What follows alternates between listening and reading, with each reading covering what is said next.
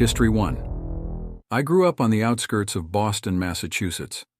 Back in the day, our neighborhood would host an annual block party, which was always a big deal for everyone living there. I had a couple of buddies from school who lived on the same street, Jim and Rob. We always looked forward to hanging out together at these events.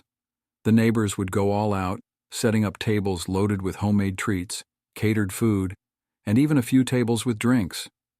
We were just kids, around 14 years old, so no one was letting us near the alcohol, of course. It was a sunny Saturday, and folks were busy setting up early in the morning. The street was closed off, and things didn't really kick off until around 3 in the afternoon. Jim, Rob, and I had invited some other friends over, and we spent most of the day goofing around on the bounce houses or sampling all the delicious baked goods. As the day went on, some of our friends left, but the party continued late into the night. Jim and I got into a playful argument about who was better at baseball video games, while Rob and another friend, Alex, were somewhere else on the block. Jim and I decided to take a break from the party and settle our debate with a game of MLB on his console. After about an hour, we figured we should find Rob and Alex. We bumped into Alex, who told us Rob had gone back to his house a while ago and hadn't come back out. We decided to head over to Rob's place to see what was up. We spotted Rob's parents outside, who told us he had gone inside. We could see his bedroom light was on and Rob was standing at the window. We waved at him, trying to get his attention, but it didn't seem like he noticed us. With the music blaring, yelling wasn't an option, so I suggested we just go inside and find him. We walked up to the front door, but it was locked, so we went around to the back and tried the back door, which was luckily unlocked. We let ourselves in and headed straight upstairs to Rob's room. The door was slightly ajar and I pushed it open, expecting to see Rob. Instead, there was a tall man standing by the window, hands resting on the sill, staring out. I backed away, feeling a mix of fear and confusion. I knew Rob's family, and this guy was a stranger. I quietly motioned for Jim and Alex to be quiet and head downstairs. We didn't want to get caught in a sticky situation, especially with someone we didn't know in the house, so we quickly left and went back to Rob's parents. We asked them who the man at the window was, and they looked up, horrified. Rob's mom let out a small scream, and his dad bolted towards the house to unlock the front door. We watched as the man at the window turned and disappeared from sight. As we stood there, the situation drew a crowd, with people wondering what was happening. A few minutes later, Rob and his dad came out, and we learned that Rob had been hiding in his closet after seeing a random man walk up the stairs. The block party was cut short, and the cops arrived quickly. They searched the house with Rob's dad but found no sign of the man. That night, I went home feeling really shaken up, and I couldn't stop thinking about how scared Rob must have been. Later that night, I woke up with a dry mouth and headed to the kitchen for a glass of water. As I closed the fridge, I noticed a shadow through the kitchen window curtains. There's a light outside that stays on all night, and it cast a shadow that looked like a person. I knew better than to peek through the curtains, so I rushed to my parents' room and woke my dad.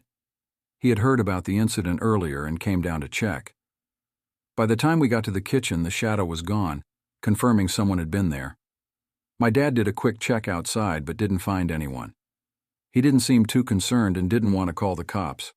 I couldn't shake the feeling that it was the same man from Rob's house. The coincidence was too eerie. I barely slept that night, keeping one eye open, scared that the man might come back. History 2. In 2018, our neighborhood decided to have its first block party. Our street sits right next to a small patch of woods which connects my yard to some of the neighbors. During the party, a few of us older kids started getting a bit bored since most of the activities were geared towards the younger ones. There was this one guy who seemed a bit off, wandering around with a big can in his hands, muttering nonsense to himself and occasionally to others. He eventually approached my friends and me, spouting random, incoherent stuff. We figured he was probably on something and walked away. Later, 5 of my neighbors and I decided to play a game of hide and seek, using the entire block and the woods as our playing field. I was on the team with Alex and Taylor. We started in my backyard, with the rule that we had to hide in separate spots. I told them I'd hide in the woods and suggested they hide around the houses. I waited in the woods, expecting someone from the other team to show up. Eventually, I saw one of them sneaking into the yard, so I figured it was safe to start moving. As I made my way through the woods, I noticed some strange red marks on the trees. They were big X's painted on nearly every large tree. Suddenly, I heard someone screaming from the yard ahead of me, and I realized someone was chasing Taylor. I quickly ducked down and stayed still. While I was hiding, I started hearing footsteps deeper in the woods, followed by a strange spraying sound. Before I could turn around, I saw someone standing a little way off. The faint light from the nearby houses was just enough to see that it was the creepy guy from earlier.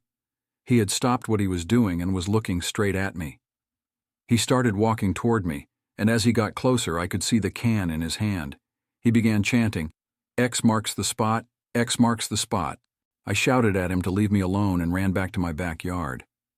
No one was there, so I hurried to find my friends at the block party and told them what happened. We decided to go back to the woods together and look for him, but he was gone. I showed them the red X's on the trees. Later that night, I showed my dad the marks. He said there wasn't much we could do about it and told me to get some rest. That night, I had a nightmare about the creepy guy. In the dream, he was chasing me through the woods, saying, "X marks the spot," while spraying paint. I woke up in a cold sweat and looked at the clock.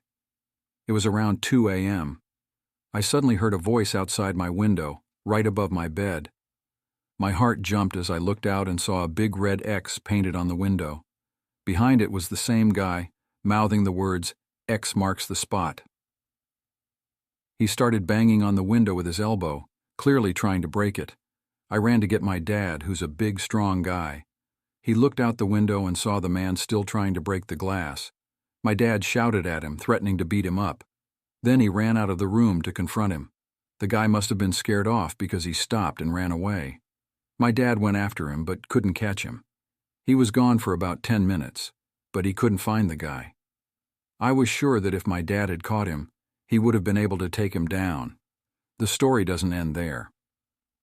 The reason I'm sharing this now in 2020 is that just a few days ago, a big red X appeared on our front door, along with several trees in the woods behind our house. 2 nights ago, I even heard footsteps passing by my bedroom window late at night. We don't have any cameras, but my dad is thinking about getting some installed. If anything else happens, I'll update you all.